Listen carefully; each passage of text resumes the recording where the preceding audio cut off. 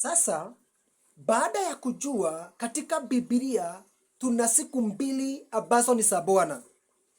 Ni sababu kuna siku ambayo Biblia inasema kesheni, ni sababu hamjui hiyo siku wala saa. Hiyo ni siku moja ambayo ukifuata hilo neno limerudiwa sana katika neno la Mungu, katika maandishi matakatifu utakuta hilo jina, neno limerudiwa sana la kukesha. Ni sababu hatujui siku ile Bwana Yesu atarudi. Na kuna siku ingine ambayo huanga inaelezewa vizuri sana vile Yesu atarudi. Hiyo siku sio siri, na nasemanga ukiangalia na utagulie na Ufunuo 19 utaanza kuiona vizuri. Hii siku ambayo inajulikana, manabii sana sana wa Agano la Kale unakutaka hawasemi kesheni, lakini wanaongeanga, wanatabiri vizuri ile siku ya ufunuo vile itakuwa ya kukuja kwa Bwana Yesu mara ya pili.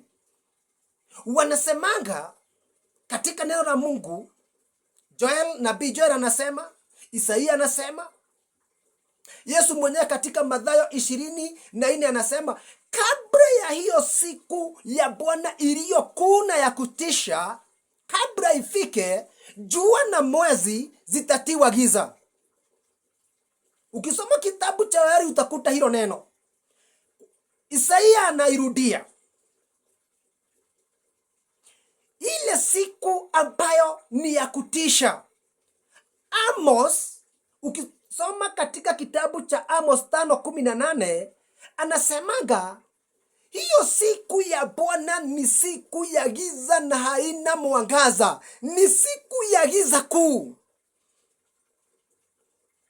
Ni sababu baada ya unyakuzi kufanyika na kuishi miaka 3.5,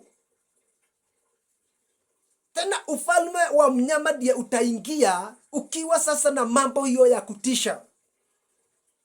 Na ndio manabii wanasema na kuelezea vizuri, kabla hiyo siku iliyokuu na ya kutisha ya Bwana, kuna ishara inarudiwa sana ya kwamba kutakuwa na giza, jua itatiwa giza na mwezi na hata nyota. Na pande nyingine katika Agano Jipya, sababu sana sana ile ya kukuja mara ya pili manabii wanaiongelea sana, lakini hii ya unyakuzi utakuta ni Agano Jipya inaelezea sana, ikiambia kanisa la Bwana kesheni, ni sababu hamjui siku wala saa. Yesu mwenyewe alirudia sana na kufundisha kuhusu hii siku. Nataka kusoma katika kitabu cha Mathayo. Mathayo ni 24 na niasie 42.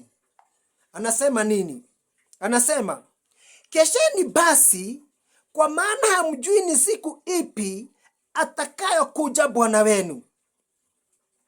Lakini fahamuni neno hili, kama mwenye nyumba angelijua ile zamu mwivi atakayokuja, angalikesha, wala asingaliacha nyumba yake kuvunjwa.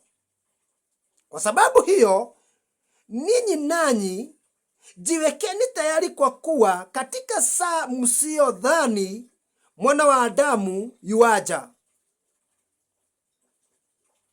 Ni nani basi yule mtumwa mwaminifu mwenye akili, ambaye bwana wake alimweka juu ya nyumba yake awape watu chakula kwa wakati wake? Heri mtumwa yule ambaye bwana wake ajapo atamkuta akifanya hivyo. Amini nawaambia, atamweka juu ya vitu vyake vyote.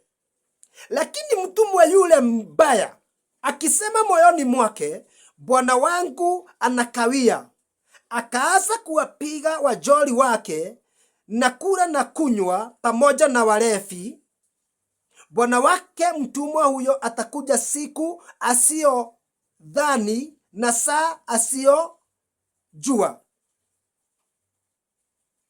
Atamkata vipande vipande na kumweka fungu lake pamoja na wanafiki. Ndiko kutakuwako kilio na kusaga meno. Kanisa la Bwana, hii ni siku ya unyakuzi ambayo Biblia husema kesheni, kwa sababu hamjui siku wala saa. Lakini siku ile ingine inajulikana vizuri. Nitawaomba mkeshe, nitaomba msilale, ni sababu Biblia inasemaga walalao ni watoto wa usiku. Lakini sisi ni watoto wa nuru, sisi ni wana wa nuru. Kesheni basi, ni sababu siku ya Bwana imekaribia sana. Tunapojua na kufahamu ya kwamba baada ya unyakuzi na miaka 3.5 ndiye mambo ya ufalme wa unyama itaingia, na saa hii bado tukiangalia saa hii tunaona hayo mambo imeingia katika hii dunia, inatuambia wakati wa kanisa umeisha. Ni sababu siku hatujui ama saa. Mungu awabariki na mkubali kusubscribe katika hii channel.